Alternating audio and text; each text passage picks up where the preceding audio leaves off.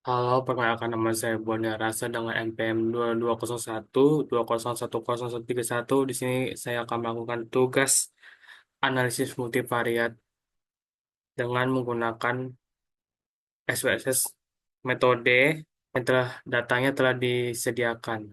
Baik, yang pertama kita masuk ke variable view-nya. Di sini variable view-nya sudah saya isi, ada X, Y, sama Z. Jadi yang X-nya itu kualitas produk, lalu yang Y-nya keputusan pembelian, dan Z-nya citra merek. Oke, kalau kalian sudah mengisi variabel view ini, kita lanjut ke data yang telah dikasih. Ini di sini ada data X, Z, sama Y. Jadi yang pertama kita masukkan yang X dulu.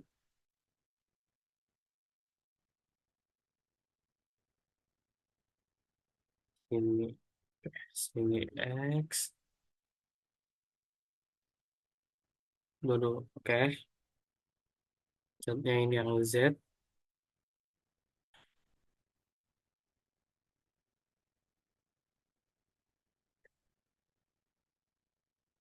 Z. Terus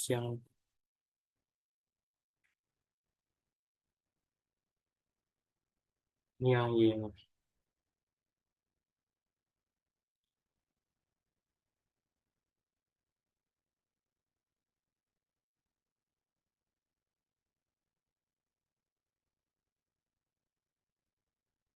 Oke, maka telah terisi eh, bagian X-nya, Y, dan Z. Oke, selanjutnya kita melakukan analisis. Jadi di sini kita ada dua analisis bersama regresi. Yang pertama, oke, untuk pertama kita masuk ke analis, terus regresi, terus ke linear. Di sini kalau kita reset. Oke, yang pertama kita masukkan yang citra merek dia sebagai dependent,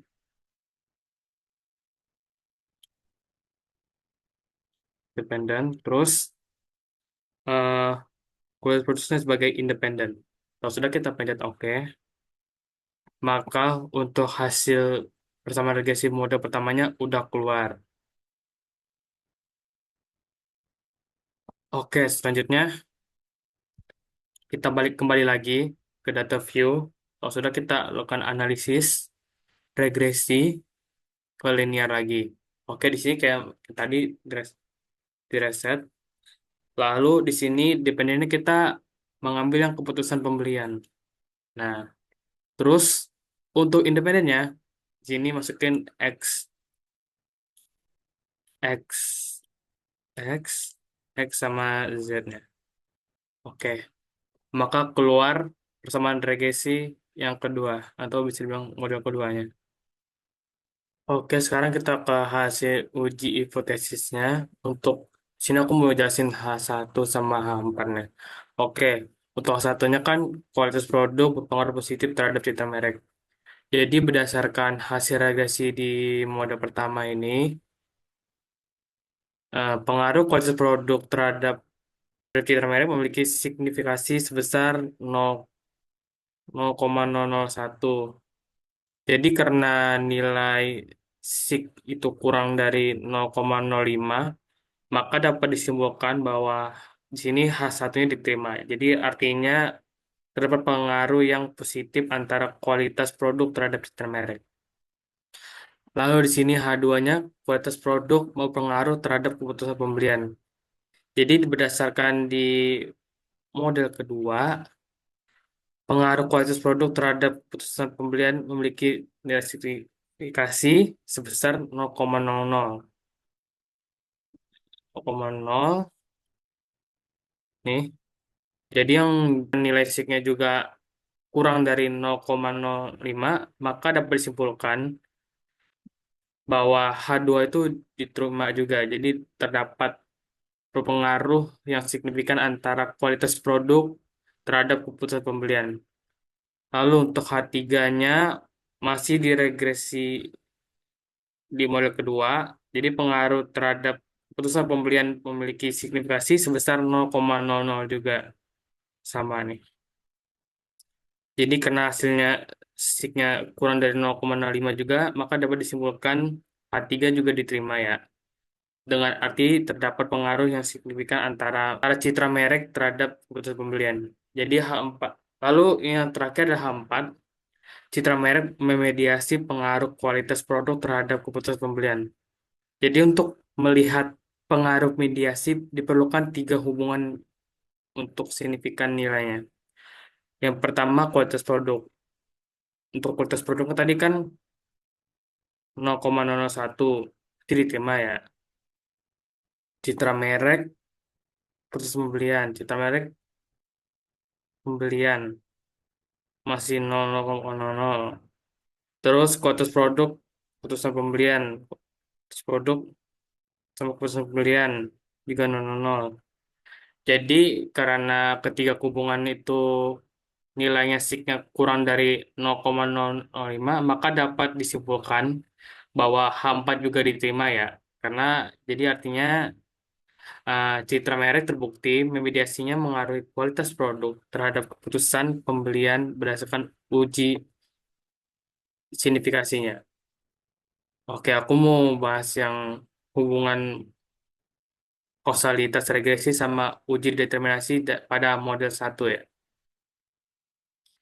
Jadi pada model satu ini hasil uji statistiknya menunjukkan bahwa variabel kualitas produk memiliki pengaruh yang signifikan terhadap citra merek.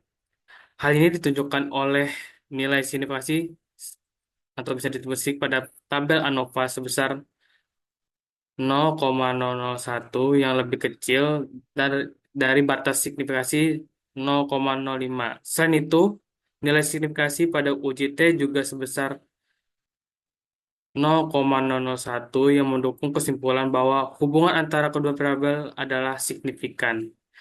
Jadi artinya secara statik dapat disimpulkan bahwa semakin tinggi kualitas produk yang dirasakan oleh konsumen, maka semakin positif pula citra merek yang terbentuk di benak konsumen.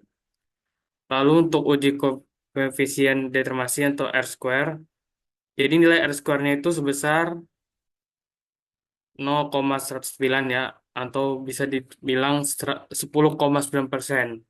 Variasi dari citra merek dapat dijelaskan oleh variabel kualitas produk,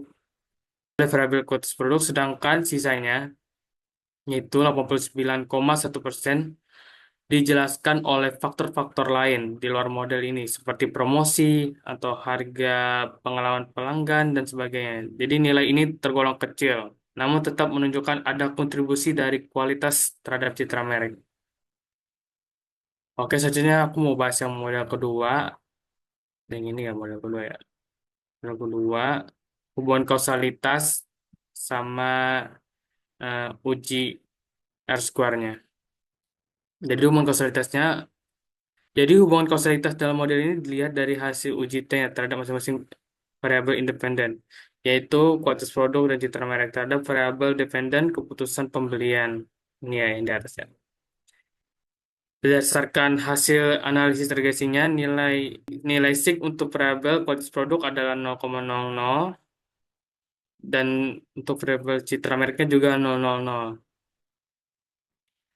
Karena keduanya memiliki nilai signifikan di bawah 0,05, maka dapat disimpulkan bahwa kualitas produk dan citra merek secara parsial berpengaruh signifikasi terhadap keputusan pembelian. Dengan demikian, dapat hubungan kausalitas yang signifikan antara variabel bebas dan variabel terikat dalam model. Lalu di sini ada uji koefisien determinasinya R square. Jadi hasil uji koefisien itu sebesar 0,270 atau sebesar 27%, yang dimana hasil variasi dalam keputusan pembelian dapat dijelaskan oleh variabel kualitas produk dan citra merek. Sedangkan sisanya 73% itu dipengaruhi oleh variabel lain di luar model. Oke, sekian aja itu presentasi yang saya dapat sampaikan. Terima kasih.